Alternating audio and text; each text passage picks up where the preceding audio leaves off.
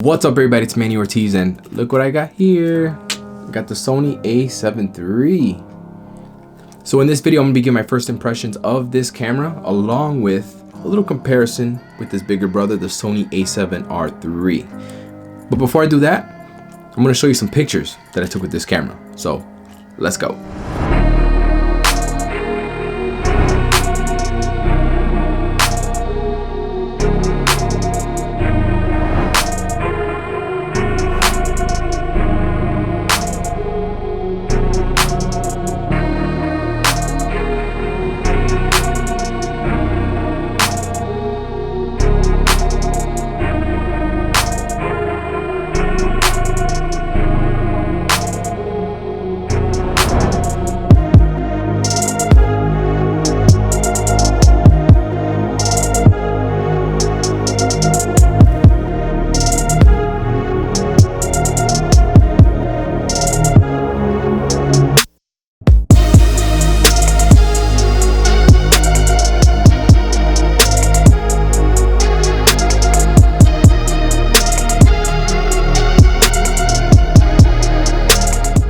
Everybody, welcome back. I hope you enjoy some of the photos taken with the Sony A7 Mark III. Now to give my first thoughts on this camera. So when Sony announced the A7 Mark III, they put basic model on the screen. And I'm like, okay, well, this is going to be an entry-level full-frame camera. It's going to be boring. You know, it's going to have entry-level specs. Nothing to see here, guys, right? But actually, it's a full-featured camera. So I did 2 photo shoots with the A7 Mark III. And the experience of shooting in the real world, there was no difference than when I was shooting with my Sony A7R III. There's no difference in autofocus performance, just everything. I mean, look at the cameras for a second. There's nothing different about these cameras when it comes to button placement, when it comes to the SD card slot. They both have dual SD card slots. They both have great buffer. Now, there are some differences between these cameras, and that's why I've been getting flooded with questions on the internet about which one should I get, which one's better, is it worth the money to get the A7R III instead of the A7 III? Well, that's what I'm going to address right now. Why would you want the Sony A7 III over the Sony A7R III? Well, the most obvious thing here is that the Sony A7 III costs $1,200 less. You can buy a lens, you can buy 2 lenses, you can go on a vacation with $1,200. So that is obviously the biggest incentive going with the A7 III.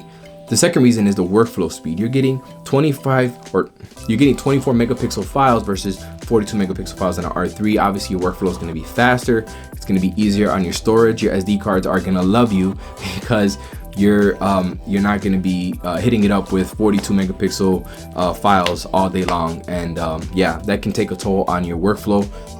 Love that. Number 3 is you're gonna get slightly better low light performance out of the A7 Mark III.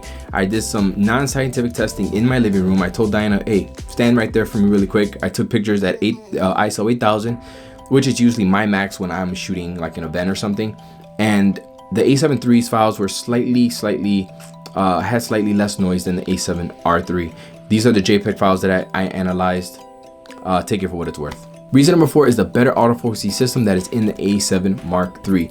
This is the one that really chaps my butt because the A7R III costs $1,200 more, but it only has 399 autofocusing points with a 68% viewfinder coverage, when the A7 Mark III, it has the same amount of phase detection points as the Sony A9, which has 693 phase detection points with a 93% viewfinder coverage, which doesn't make sense, but I mean, it really does. On paper, it has a better autofocusing system. In the real world, I didn't notice any difference. And that's, to be honest with you, when the models left, I shut off the lights. I was playing with these cameras in low light. I didn't notice any difference. So take it for what it's worth. So now, why would you want to get the Sony A7R III over the Sony A7 III? There's a lot of little things, right? Like a better EVF with faster refresh rate. You get that pixel shift feature, which I probably would never use because I'm a portrait guy. But we all know what it is, right? You're paying $1,200 extra for that 42 megapixel sensor. Whether you need 42 megapixels or not, this sensor is amazing. This sensor puts out more resolution and detail that you can shake a stick at. And there's something you have to keep in mind. The A7 Mark III does have a low pass filter, just like the A7 Mark II. So you definitely get sharper results on the Sony A7R III.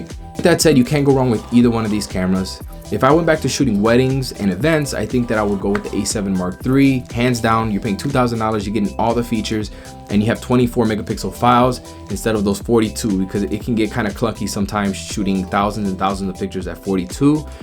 And if I was doing what I do now, portraiture, commercial work, because I do commercial jobs every once in a while for like magazines and stuff like that, I'm definitely going with the A7R Mark III.